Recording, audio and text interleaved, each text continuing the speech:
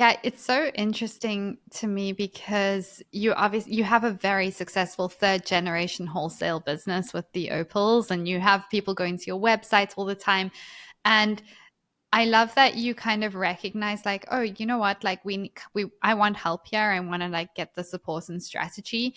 And you didn't feel guilty about that. Whereas I've seen really new designers feel guilty about not knowing what they should be doing. And you've been on one level in the industry for like 3 generations, not the jewelry specific, but the opal specific. Mm-hmm. So It's like anything. If you want to, pursue a new turn in your fitness, you want to change your body, how it looks and how you feel. You want to get physically fitter.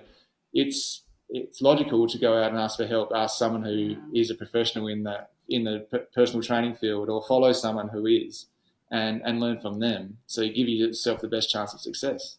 Oh yeah, so true.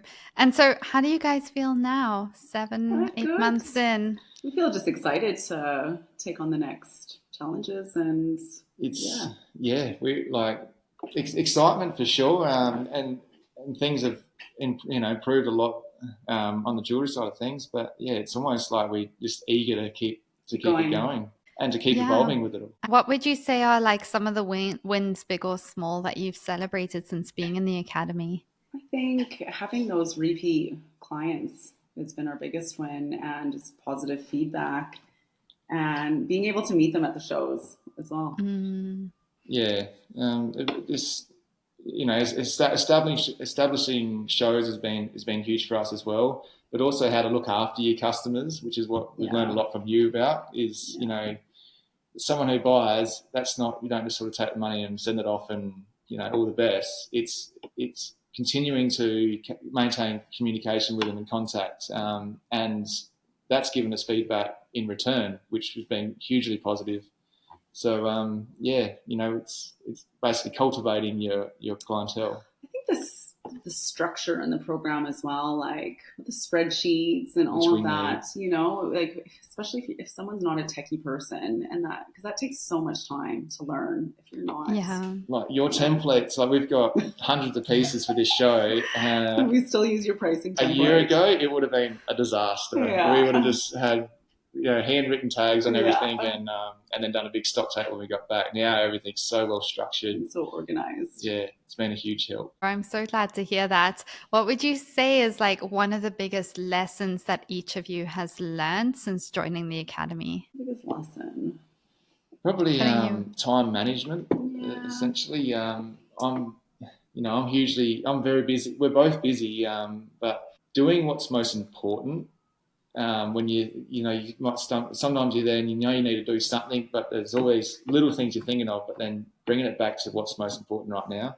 I would say just to, you need to look after your health first and foremost before, because if you don't look after your health, your business can take a toll too. So looking after yourself, just those basics, getting enough sleep, eating well, exercise, I remember when our first call with you, Robin, you basically said, what would your perfect day look like? Yeah. And we sort of envisioned that. We said what we thought our perfect day would be, and bringing it back to that, what's the most important thing I can do today to make it a perfect day, or as close to. I love that. So I know you guys are in Australia, so you can't join all of our group calls live, but you do join a couple of them. And I'd love just to hear like in your words, like your experience on those calls, because we have listeners who maybe have never been on group calls or who think group calls aren't going to be a great idea. What's your experience, just in your own words, of like joining the group calls, and do you see value in those? I loved the group calls. Always, I would always find they were the best part of my day, just connecting with others, and any challenges or blocks you could bring to the call. And it was always good to get your feedback and your mentorship, but you also have others in the group. Like some of them are jewelers of 15, 20 years, and they can give you their expertise as well. So I found it was just so much help for us. Amazing. I'm so glad to hear that. Is there anything else that you'd like to share that we haven't touched on? One other thing I've jotted down about, just going back a question, one thing we've learned from the course is overcoming that fear, and that ties it back to the social media side of things as well. It was scary for us to get our face out on Instagram, and it is for many people. But once we've done it a few times now, we feel so much, I guess, more confident with it all. And that's a big hurdle, and especially not just for us, but for anyone. It's necessary in the social media world. People need to know who they're buying from. It's that know, like, trust. Yeah. So that's been huge from the coursework as well. I'm so glad you shared that, Steed, because actually, like, you guys come across as super confident and super bubbly and outgoing. And for people listening to recognize, like, oh my gosh, wait, this is actually out of your comfort zone. Probably even being on the podcast is out of your comfort zone. We were nervous before this. So. Yeah. and showing your face on Instagram, it's just like, it's nice for others who are anxious, who feel like, oh, but I'm anxious, so I can never do it. It's like, no. A lot of people are already anxious about it, and you can still do it slowly in like small tolerable steps and build up that confidence to show up more and more and take up more space.